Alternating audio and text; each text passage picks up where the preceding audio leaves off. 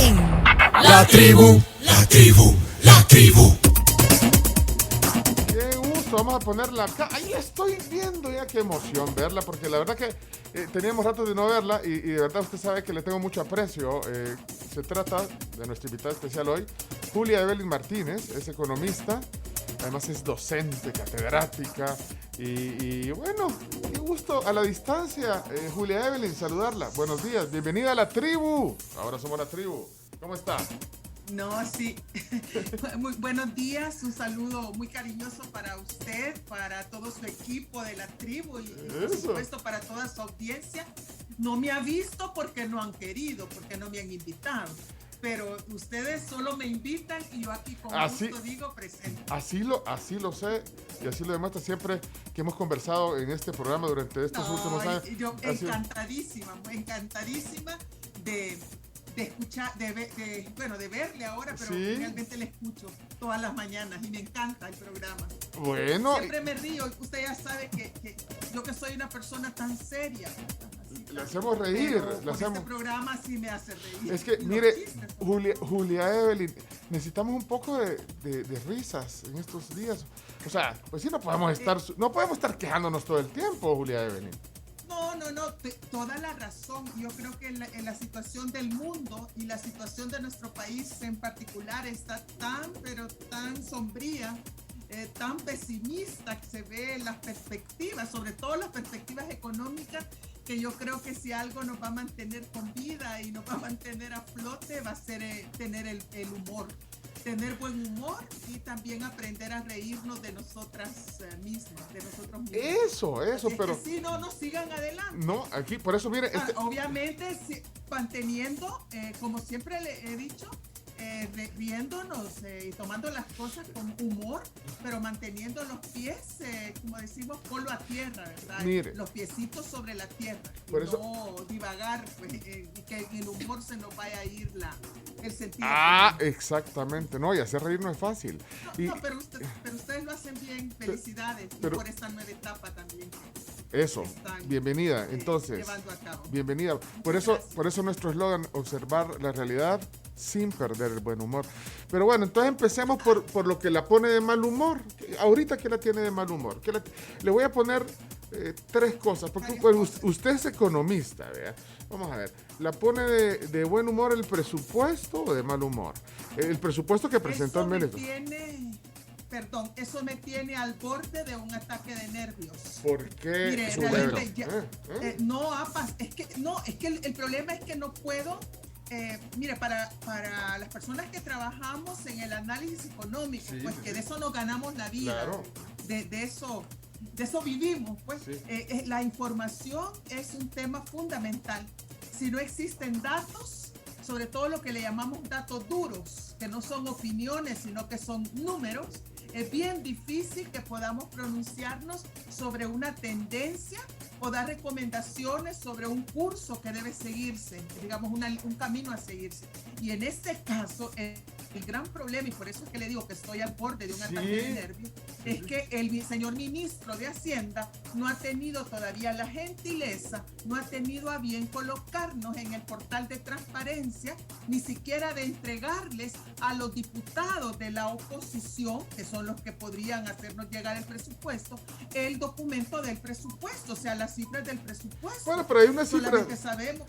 Sí, hay unas cifras gruesas, digamos, ahí, hay unos datos gruesos, digamos.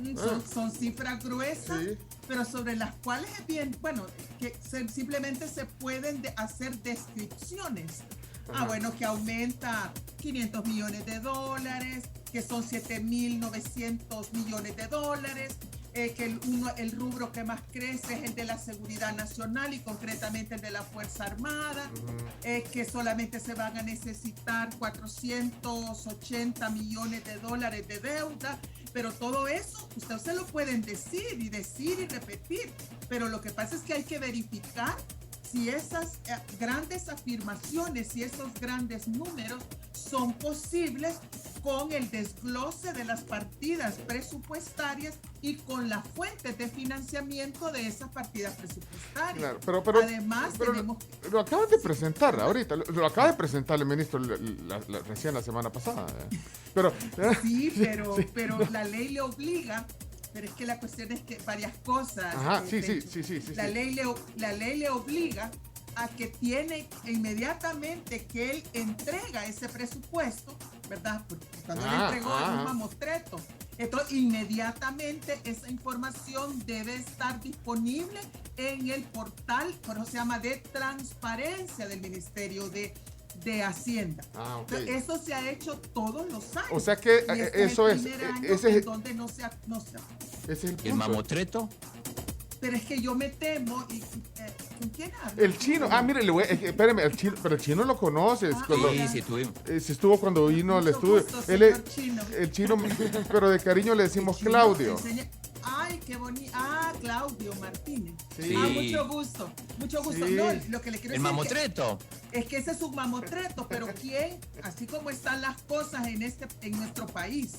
Es decir, no estoy hablando solo por hablar, sino que la experiencia de los últimos 2 años me lleva a desconfiar que a lo mejor ese mamotreto iban las páginas en blanco.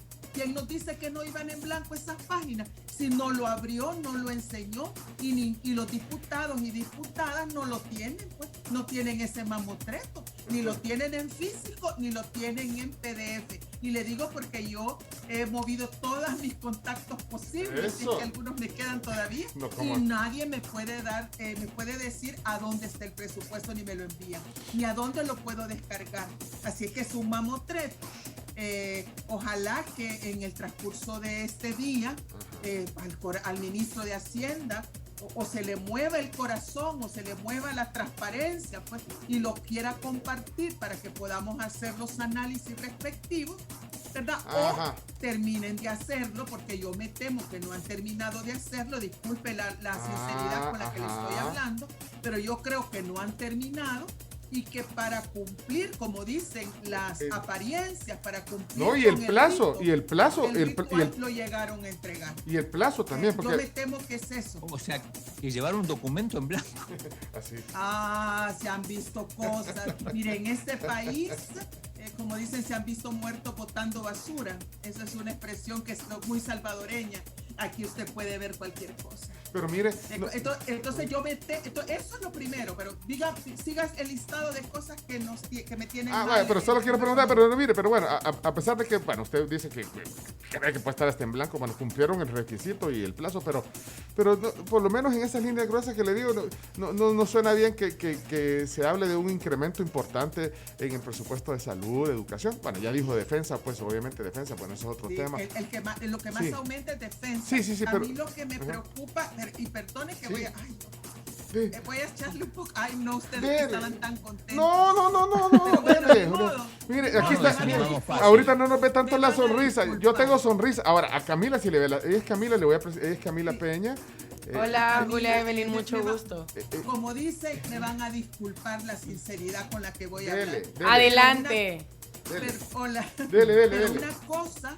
Perdón, Pecho, pero una cosa es lo que digan que van a incrementar y luego después lo que ejecutan realmente. El día de ayer, como no tenía presupuesto, pues para ver el presupuesto estuve revisando el presupuesto ejecutado del año 2000, de este año 2021 hasta agosto, porque ese sí está en el portal de transparencia del Ministerio de Hacienda. Y recuerdan que el año pasado dijeron que los presupuestos que más aumentaban eran los de educación y eran los presupuestos de salud.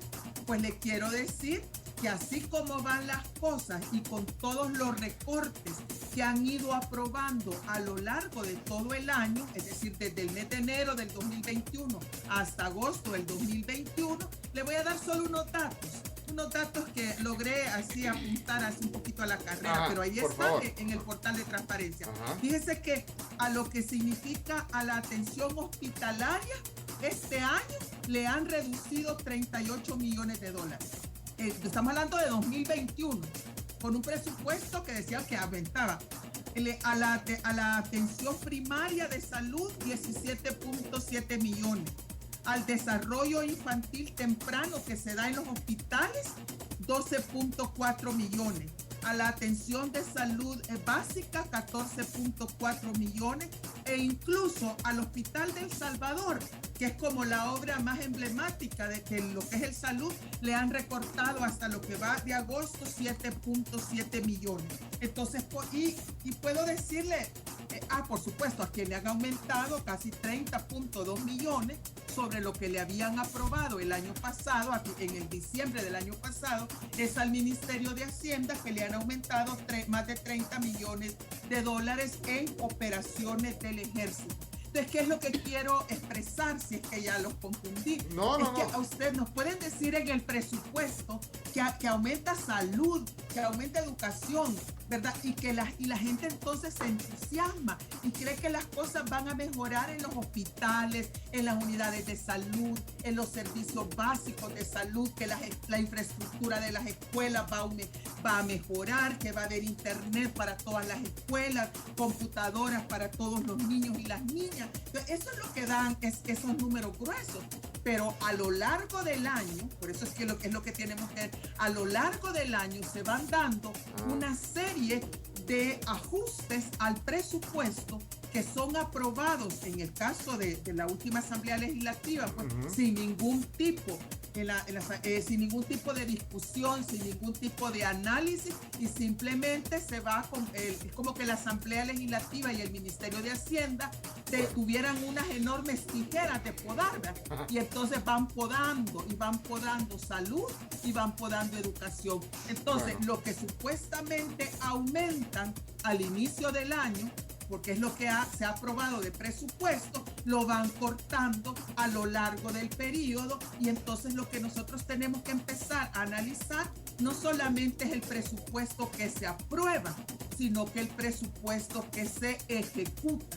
Y claramente le digo que para el año 2021, lo que llevamos, al menos hasta agosto del 2021, lo que nos muestra son grandes recortes, o los principales recortes que se han dado a nivel del presupuesto ha sido, en primer lugar, salud, y en segundo lugar, educación, que son, curiosamente, lo que se había incrementado en el presupuesto que se aprobó en diciembre del 2020, que es el presupuesto del 2021. Es decir, aquí tenemos que ver esto del presupuesto más allá de los discursos oficiales.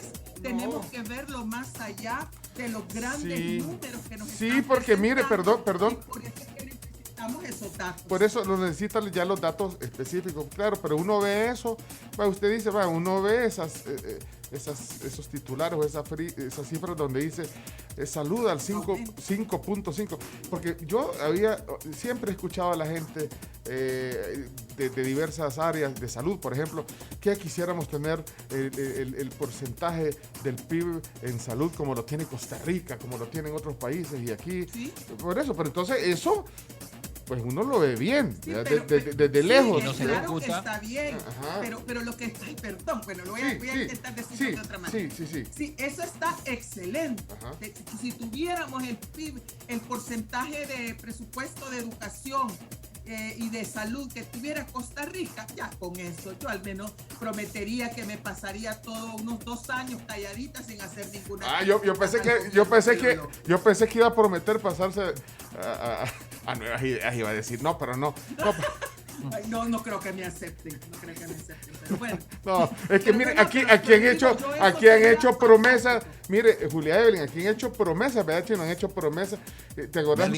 Merlin Barrera dijo que iba a poner, que amaba al presidente si quitaba la ley, el artículo 7 de la ley del Bitcoin, que ya le vamos a preguntar. Y usted acaba de decir que si le ponen el porcentaje del PIB en el presupuesto de salud y educación, pero no dijo qué iba a hacer. ¿Qué dijo que iba a hacer? Que me iba a abstener de criticar por la política gubernamental por 2 años. Ok. Pero bueno, no es así, porque ¿cuánto será? Bueno, pero no es el no, punto. Yo sé. Lo que quiero, porque lo que quiero decirle es que pueden, en lo que se aprueba, lo que se aprueba de presupuesto, puede decir que tiene un incremento del 50%, que ha duplicado el tema del, ¿cómo se llama? El presupuesto de salud y educación. El problema es que cuando se va en la ejecución presupuestaria, es decir, cuando ya eso se va viendo en la práctica, en la realidad, ¿verdad? No ya en el papel, sino que en la realidad, se van haciendo recortes en los presupuestos de salud, como le acabo de mencionar, algunos ejemplos. Imagínense quitarle, ¿cuánto que fue que le dije? 38 millones a atención hospitalaria. Con razón, es que mire, en el hospital de Santa Ana dicen que hay 2 pacientes por cama. O que no tienen ni siquiera medicamentos para atenuar el dolor, sino pregúntele a la gente que va al hospital de Santa Ana. Y lo mismo pasa en otros hospitales públicos. Entonces usted puede decir que le ha aumentado, pero eso lo dice cuando aprueba el presupuesto, pero cuando va ejecutándolo, entonces ahí, entonces los días, el día que toca plenaria legislativa, entonces cada vez le van, como dicen, rascando. Le van quitando a esos presupuestos que incrementaron, le van quitando.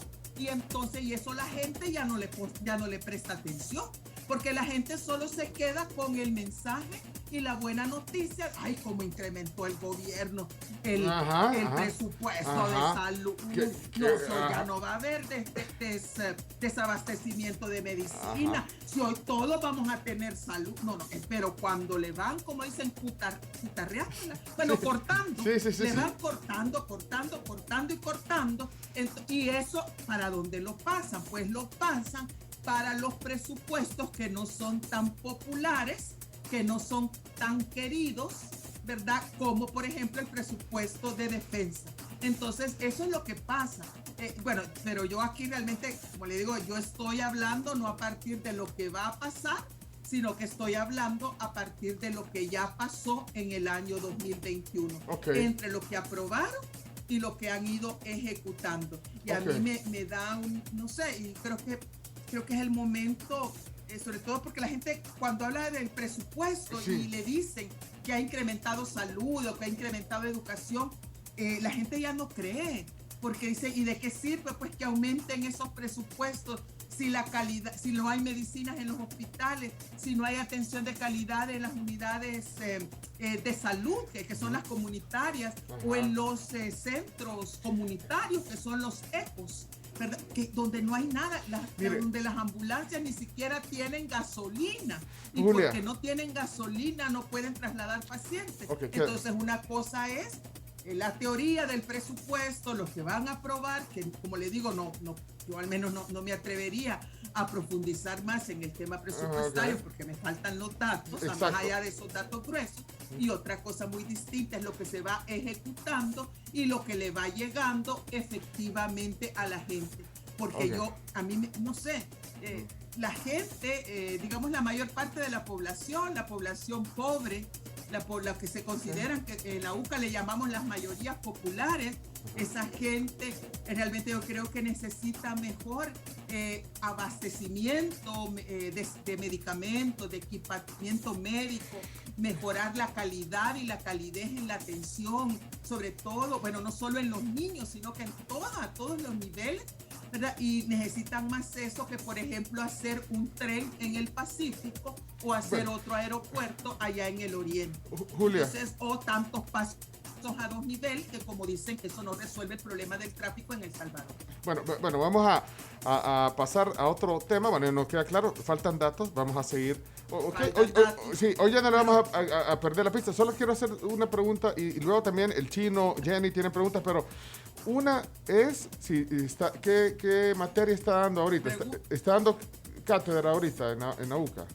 Claro, yo en los últimos 25 años de mi vida jamás he dejado de dar clases. Yo estoy siempre, como siempre, ya saben, ustedes ya saben dónde encontrarme. Yo sé. No, lo que le iba a decir es que nos trate como alumnos suyos. Trátenos ahorita. Pues así he tratado de explicarlo el presupuesto. Claro, mire. Así he tratado. Y la otra... Pero no, sí estoy... Ahí está dando una clase. Pero hágame una pregunta. Ahorita voy. Es que, vaya, está a punto de que le dé un ataque de nervios, dijo. Nervios. Sí, pero le voy a poner la otra. De un ataque de nervios. Ahora le pregunto la otra. ¿Qué sensación, no sé si le preocupa el tema de la propuesta de la reforma de pensiones? ¿Qué le da ahí? Ay, no. Insomnio. Tengo una semana de no dormir. Por eso, pero mire, háganos un resumen ejecutivo. Ok, alumnos, Claudio, Jenny, Camila, los oyentes, Chomito, todos. Hágame un resumen para alguien que no maneja tanto el tema de economía, ¿le parece? Porque es denso y de pensiones. Es denso, sí. es de pensiones y no toda la gente está acostumbrada al lenguaje técnico y al contexto probablemente que todo este bagaje de información trae. Vamos a ver. Usted piensa que yo soy de primer ciclo, así agárreme. Insomnio, pero despierte. Entonces, vamos a ver. Insomnio, porque no sé qué es lo que van a terminar presentando. No, en El Salvador, recuerda Pencho que hace unos años hablamos sobre este tema, creo que fue en el año 2017, hablamos sobre la reforma del sistema de pensiones que hizo el gobierno del entonces Salvador Sánchez. Me acuerdo, estaba la niña, estaba de Fundaungo, compartió esa vez el panel aquí. María Elena, con María Elena. Con María Elena. Claro, sí, exactamente. Sí. Y yo insistíamos, creo que en eso sí coincidíamos, que había sido un parche, que eso no era una reforma de pensiones, sino que es como cuando usted tiene una gran herida, pues tiene allá un enfermo, un accidentado en la carretera, y usted solamente dice, pues pongámosle estas curitas, ¿ves? Unas curitas, y entonces ahí menos para que no se le vean las grandes heridas que tiene o los grandes golpes. Entonces, anunciamos que iba a ser indispensable hacer una nueva reforma del sistema de pensiones. Ahora, creo que es una oportunidad, yo siempre creo que esta es una gran oportunidad de hacer una buena reforma del sistema de pensiones y una reforma integral. Entonces, para los que no saben los que saben poco, o que saben, pero creo que pongámonos de acuerdo cuál es el problema del sistema de pensiones en El Salvador. Recordemos que las pensiones son fundamentalmente pensiones de vejez, es decir, es una determinada cantidad de dinero que las personas después de tener cierta edad, en El Salvador, en el caso de las mujeres 60 años y en el caso de los hombres 65 años, y haber cumplido más de 25 años de laborar y de cotizar a un sistema de pensión, ¿verdad? Que en este momento es un sistema privado de pensión, donde cada uno va teniendo, el privado es que cada uno va teniendo como su cuenta individual, donde le va abonando mensualmente ese ahorro, ¿verdad? Entonces al final de la vida, entonces recibe una pensión. Entonces, ¿cuál es el problema de este sistema de pensiones? El primero es que tiene una cobertura bajísima. Imagínense que actualmente de solamente el 20% de la población que económicamente activa, es decir, de las personas que laboran, de las personas que tienen un empleo, que están buscando un empleo, de la población económicamente activa, solamente el 20% tiene acceso a un sistema de pensión. Solo el 20% quiere decir que, veámoslo en términos de 100, de cada 100 personas que trabajan en El Salvador, que laboran en El Salvador, desde los más jóvenes hasta los más ancianos, solamente 20 tienen acceso, están cotizando a un sistema de pensiones. Y quiere decir que hay 80, el resto de 80 no está cotizando a ningún sistema de pensión. Ese es el primer problema, porque se supone que las pensiones son un derecho, y al ser un derecho tiene que ser universal. Espérame, es mire, decir, toda la población. Un paréntesis, perdón, ¿cuánto dijo las edades? Es que dijo... Aquí la gente comienza a trabajar desde los 14 No, años. pero se retiran a los 55 y a los 60, o sea, hombres... Es la edad mínima. Las mujeres a los 55 y los hombres a los 60. Pero es que aquí dice, no dijo 60, a los 60 y 65. No. Esa era una propuesta que había. Hubo una propuesta. Sí, pero es que hubo una propuesta o una intención de subirle. De aumentar. Pero no ha sucedido. Aumentar la edad de jubilación. Pero no ha sucedido. No, pero eso todavía no. Se mantiene. Sí, se mantiene. Eso se mantiene. Sí, adelante. Entonces, ese es el primer problema. Notan ustedes que ahí hay un problema. de que entonces por eso es que a la mayor parte de la población, cuando le hablamos del sistema de pensiones y que se manifiesten por la defensa del sistema de pensiones, la gente no le dice nada, porque el 80% de la población no tiene acceso a un sistema tenemos de este problema de cobertura, digamos. La inclusión. O inclusión. Entonces, en El Salvador, el problema es que las pensiones, en lugar de ser un derecho, son un privilegio de una minoría. Uno. Segundo, ahora veamos en el tema de, supongamos que las personas tienen derecho a una pensión. ¿Sabe usted que el CC, con el sistema actual de pensiones y con la reforma que se realizó en el año 2017, el 60% de las personas que tienen una pensión, que logran tener una pensión, es una pensión mínima. ¿Y cuánto es una pensión mínima? $207. Eso es lo que van a tener a lo largo de su vejez, $207, lo cual obviamente es insuficiente para satisfacer las necesidades vitales de una persona que está en este periodo de que le llamemos envejecimiento. Hasta el final de su vida va a tener una pensión mínima. Entonces hay un problema también, se llama de suficiencia, de insuficiencia de las pensiones. Son pensiones demasiado bajas. Otra cuestión, hay también mire, tenemos otro y problema. Usted ya se pensionó, perdónenme la pregunta, pero no, ¿verdad? No le toca. Y yo ya me pensioné, pero me pensioné antes de la reforma del sistema de pensiones de 2017. O sea que a usted le cayó como el 80% de su salario. 80% de mi salario. Por eso, pero ahora ya no es así. Ahora, pues sí, es que eso sí estaba bien, digamos. Pues sí, irse con una, pues sí, más o menos para sus años posteriores, pues, pero ahora, mire, no optamos a eso, Julia Evelyn.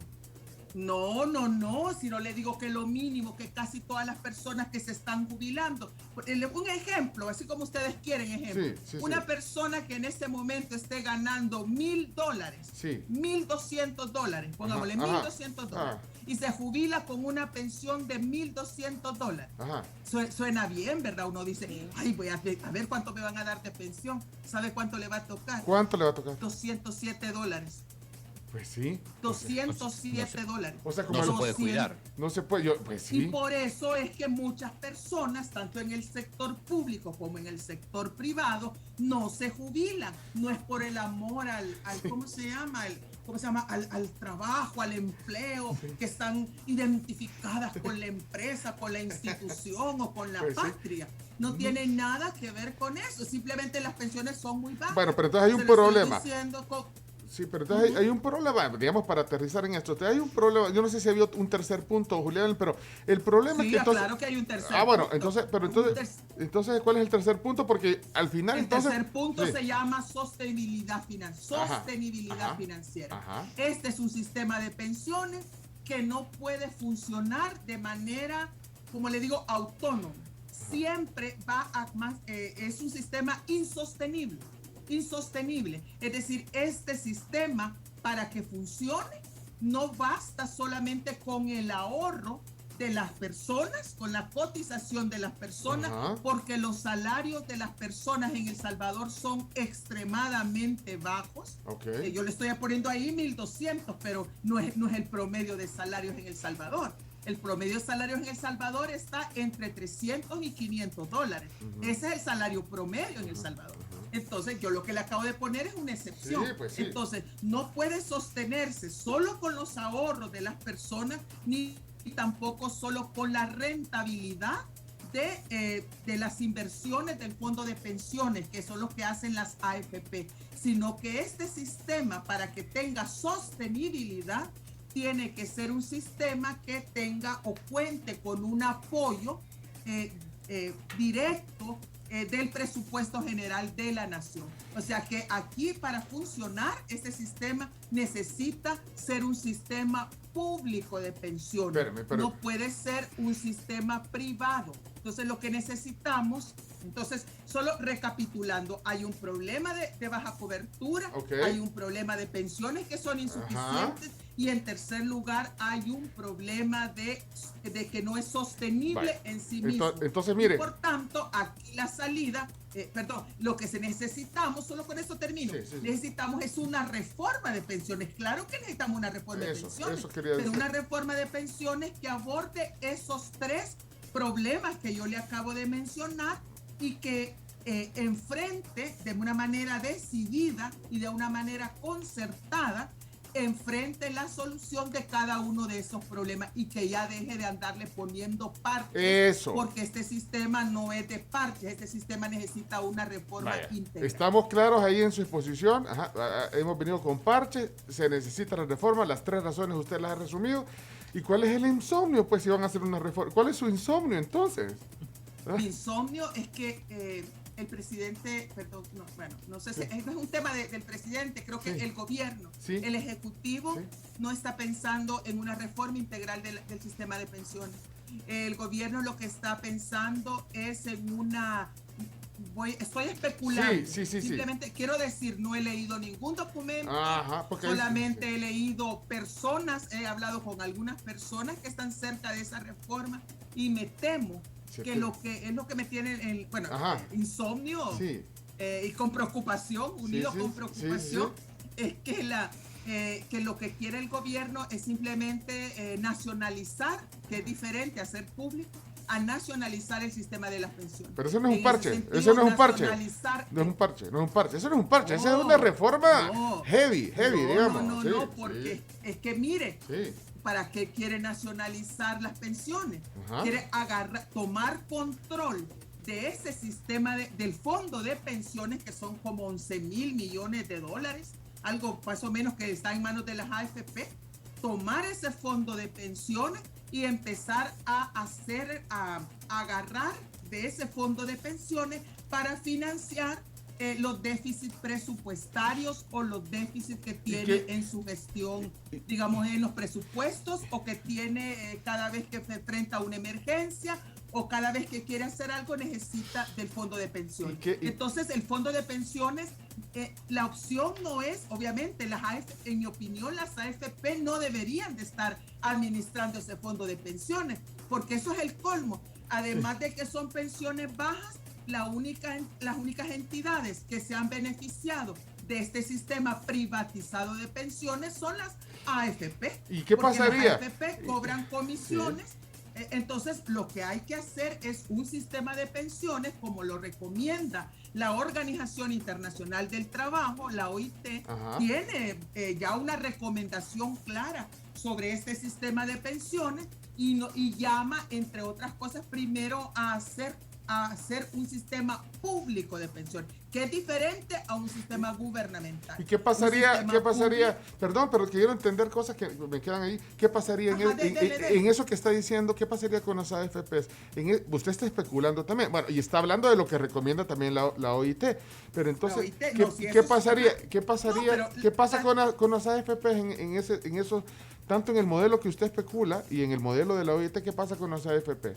Porque dice que debería ser público. Bueno, las AFP, hay 2 alternativas. O las AFP desaparecen y se les dice, ay, muchas gracias que han estado por participar aquí administrando esas pensiones, pero ya ganaron suficientes millones. Eso le diría usted. Yo le diría, sí, váyanse y cierren la puerta al irse, ¿verdad? Y no regresen. Esa es una alternativa a la que yo optaría. Y la otra alternativa es que se quede, pero que las personas puedan decidir libremente si quieren cotizar o pertenecer a un sistema público de pensiones o quieren pertenecer a un sistema privado de pensiones.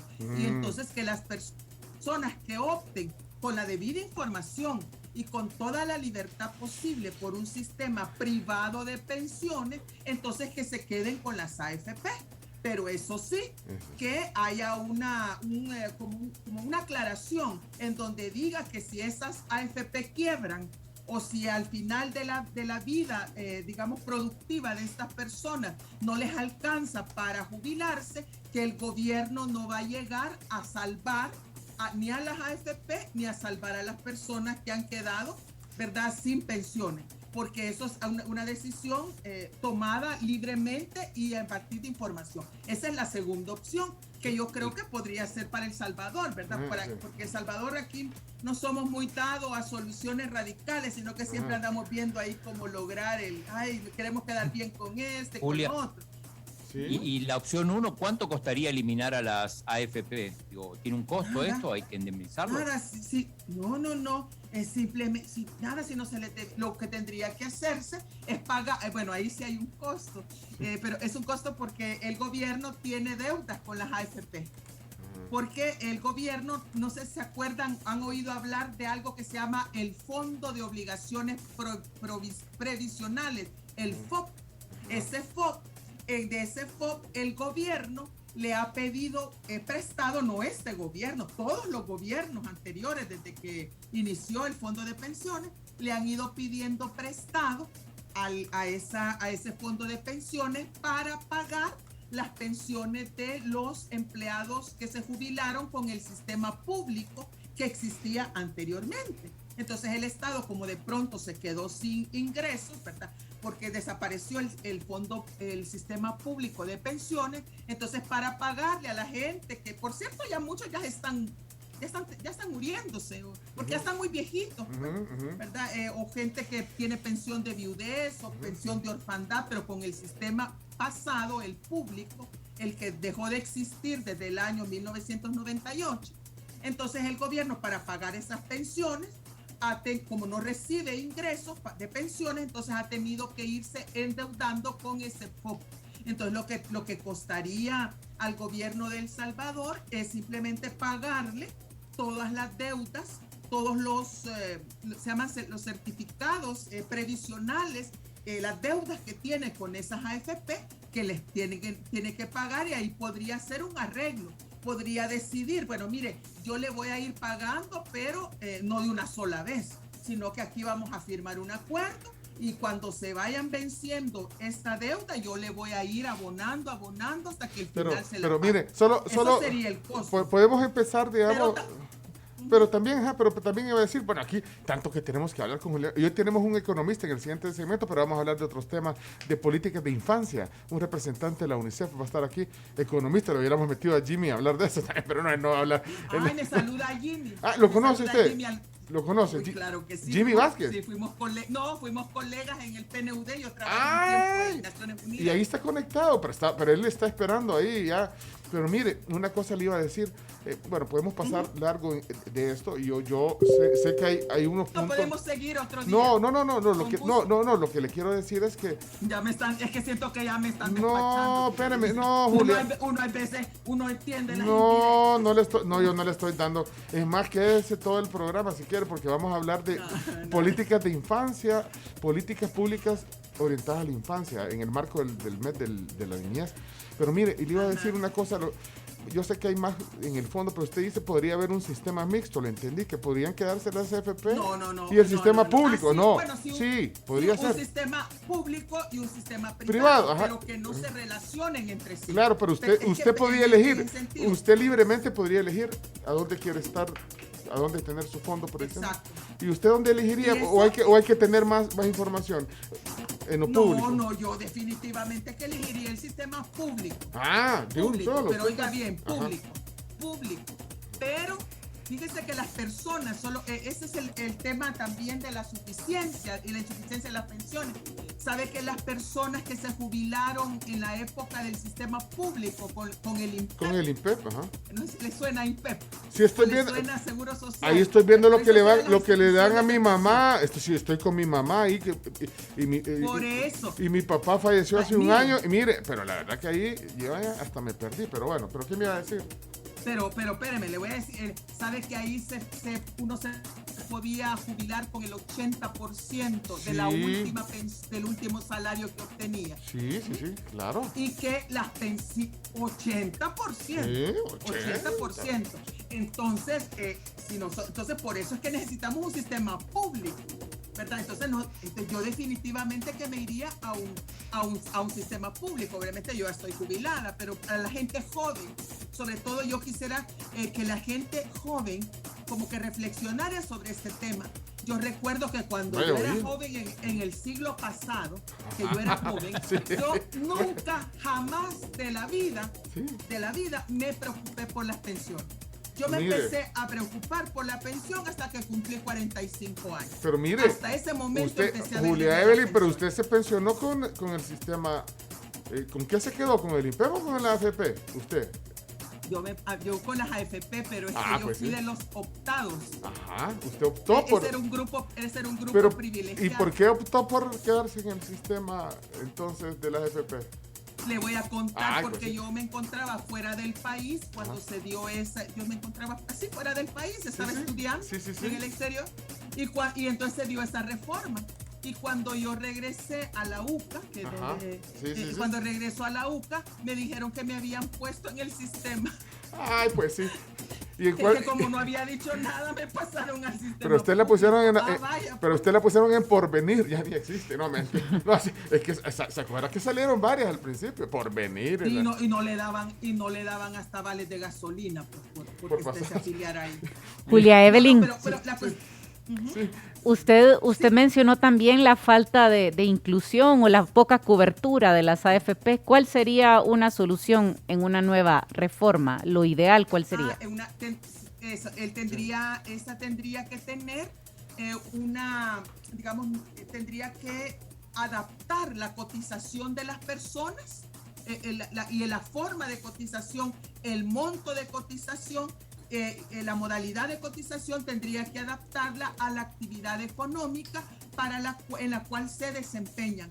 Por ejemplo, no es lo mismo hacer un descuento en planilla para una persona que labora en una empresa formal, tanto del sector público como del sector privado, que para una mujer, por ejemplo, que labora en el trabajo doméstico como empleada doméstica, o para una persona, un hombre que labora allá en el mercado, no sé, en el mercado central o en el mercado San Miguelito, en el mercado de Soyapango, de donde sea. Entonces se tiene que haber un sistema de cotizaciones que sea apropiado, y la modalidad también de cotización tiene que ser apropiado, e incluso hay que ver la posibilidad de que sean cotizaciones solidarias en la medida que también el gobierno, ante personas que tengan de muy baja, pero muy bajo nivel de ingresos, pues, y que no puedan establecer una cotización conforme a lo que se esperaría, ¿verdad?, para lograr la sostenibilidad financiera,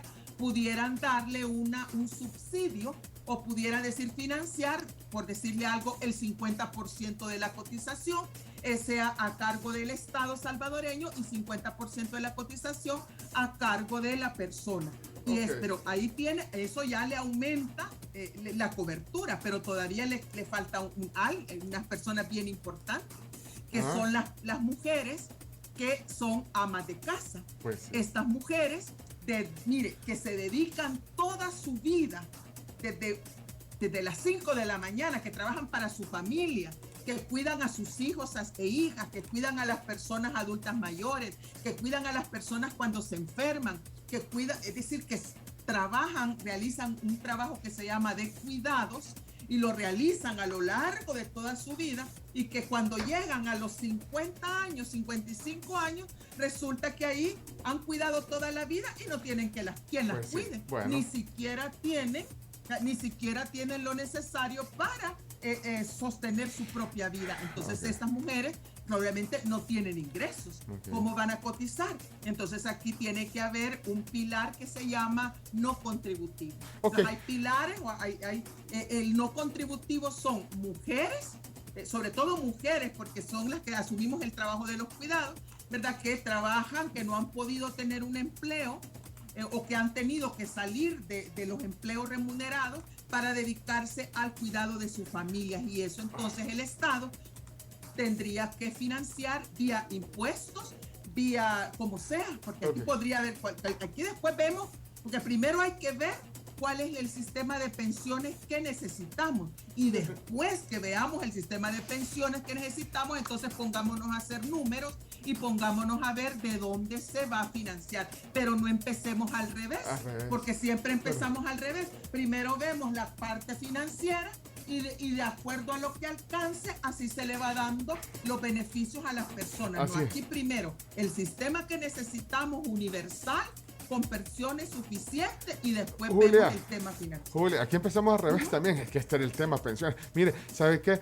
Solo le voy a dejar una para terminar, porque, mire, vamos a dejar en segunda parte, pero solo quiero que me diga, mire, no, ya usted que le gusta, mire, a mí me gusta conversar con usted, Julia, usted sabe, mire, solo dígame una cosa, ¿qué le provoca? La tercera cosa. Sí, la tercera cosa, pero hoy sí no vamos a poder desarrollar, solo quiero saber su sentimiento.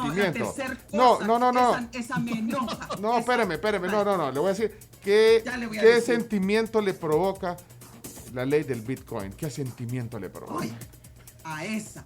Mire, yo no estoy en contra del Bitcoin ni estoy en contra de ninguna criptomoneda. Sería absurdo. Creo que la gente puede utilizar su dinero en lo que le dé la gana, y si quiere utilizar su dinero para invertir en Bitcoin sabiendo que va a ganar, pero que también puede perder hasta la camisa, que lo haga. Pero lo que a mí me enoja es que un gobierno de un estado, como es el caso de El Salvador, utilice dinero público que pudiera utilizarse en salud y en educación y en una reforma integral de pensiones para estar, perdón, me van a disculpar la palabra, para estar chiviando, los salvadoreños saben esa palabra, para estar chiviando en el casino global que se llama el mercado del Bitcoin.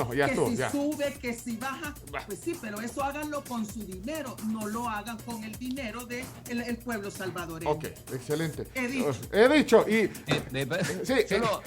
Chino, ya tenemos que... Bueno, dale, Chino. Solamente es una pregunta de sí, no, pero si está entre los 3 millones de salvadoreños que bajó la Chivo Wallet. Infiero que no, por lo que dijo. Pero. No, infiero que no. Yo no lo he hecho. Pero, ¿por qué le digo que infiero que no? Pero no sé si han utilizado mi DUI para bajar. Porque muchas personas se están enfrentando con la sorpresa de que de esos 3 millones que le están bajando, hay muchas personas que ni cuenta se han dado y han utilizado sus datos personales para bajar esa aplicación, y hasta los $30 ya están dando. Hay gente que ya se lo gastó. Enojo, nervios, insomnio. Ahí están y ataque de nervios. Ese va a ser el titular. Sí, ataque de nervios, insomnio y enojo. 2 puntos, Julia Evelyn Martínez. He dicho al final. Me siento iracunda con el Bitcoin. Pero mire, tenemos. Me he sentido muy cómoda con ustedes platicando, pero mire, y sin saber que son millones de personas las que nos están escuchando. No, pero mire. Pero yo con ustedes me siento muy cómoda. Gracias. Y he sido muy sincera en mi respuesta. Hablamos otro día y de verdad, gracias. Jimmy, vamos contigo. Jimmy está ahí también. Y ya, que les hable de las cachiporristas. No, ya no deje las No, tenemos que irnos. Gracias, Julia Evelyn Martínez, economista, docente de la UCA. Y otro día seguimos hablando. Sí. Pero otro día hablamos más en serio, porque creo que no hemos tomado con mucha seriedad. El único que se está riendo es el chino. Mire el chino, este chino. Sí, Chino, le voy a me divierte mucho, Julio. Sí, mire, y ahí está, mire, no ve a Jimmy, salió de Jimmy, solo para irnos a la... Jimmy, ahí está Jimmy, ¿no lo ve? Sí, ya lo vi. Hola, Jimmy. Hola, ¿qué tal, Julio? ¿Verdad que me conoce, Jimmy? Claro que no me creen que usted me conoce. No la vayas a negar, Jimmy. Claro que la conozco. No, pero son colegas economistas, ¿verdad? También. Sí, claro. Mira, pero no... Bueno, pues me despido. Se quedan con un excelente tema, en manos de un excelente especialista, y bueno, hasta la próxima. Gracias, Julia Evelyn, gracias, hasta la próxima. Y mantengamos, el humor en medio de toda esta... Mire, métase a la computadora, latribu.fm, si quiero oír la plática, o en la radio, 107.7. Chao, gracias, Julia Evelyn. Adiós. Y ahí está, mira, Gracias, igualmente. Jimmy Vázquez está con nosotros. Ya probamos el sonido con Jimmy, se ve perfecto. Es especialista en políticas públicas de UNICEF. Así que vamos a la pausa y venimos contigo, Jimmy. Gracias por la espera. Disculpa, ya regresamos.